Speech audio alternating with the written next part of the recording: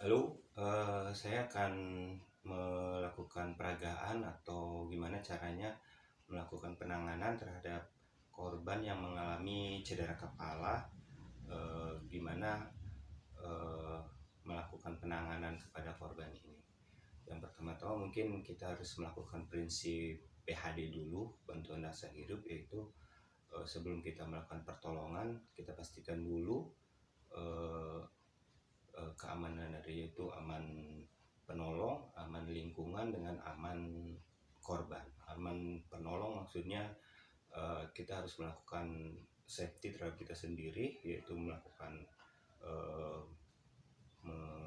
mengenakan APD atau seadanya atau gimana supaya kita tertular dengan apa yang kita tidak tahu.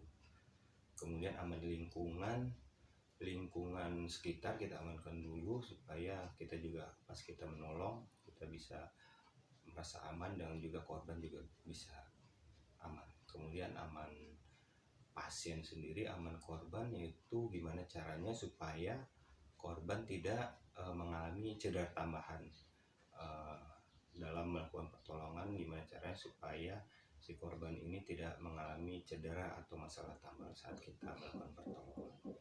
Jadi untuk korban cedera kepala, pastikan dulu kita cek respon sebelum kita melakukan cek respon pasien dengan menepuk-nepuk dada atau pundak si pasien. Apabila tidak berespon, kita lakukan respon dengan rangsang respon nyeri. Kita lakukan rangsang nyeri terhadap pasien. Kemudian kita juga harus melakukan gimana caranya supaya jalan nafas ini tidak terganggu pada pasien itu dengan cara melihat, mendengar atau dengan merasakan look, listen dan feeling. Apabila ada jalan sumbatan, kita bebaskan dulu jalan sumbatannya dari pasien supaya tidak mengganggu jalan nafas pasien, itu airway, breathing, dan circulation. Nah, kemudian kalau misalkan posisi kepala pasien itu miring, usahakan kita luruskan tapi dengan satu gerakan saja, one move, supaya tidak menambah cedera pada pasien apabila dia terdapat cedera servikal. Jadi caranya kita dengan melakukan satu gerakan meluruskan pasien, kepala pasien, cuma dengan satu gerakan aja, supaya kalau misalkan ada cedera di servikal tidak menambah cedera lagi. Apabila kita melakukan banyak gerakan, kemungkinan besar bisa terjadi masalah tambahan pada pasien. Kemudian apabila ada perdarahan di sekitar kepala, kita tekan dulu dengan kasar, hentikan dulu perdarahannya supaya tidak, apabila dia mengeluarkan darah banyak, supaya tidak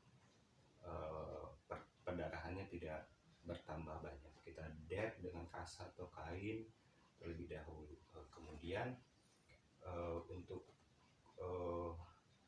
apabila dia ada cedera di servikal, kita harus melakukan fiksasi dulu terhadap servikal pasien dengan cara kita fiksasi dulu caranya begini. Kemudian pasang neck collarnya dipasang, mungkin butuh bantuan dari teman-teman lain mungkin. Kalau mungkin sendiri akan kesulitan mungkin untuk melakukan pertolongan atau memasang dari neck collar itu sendiri. Itu aja mungkin untuk penanganan pertama pada korban yang mengalami cedera kepala atau servikal.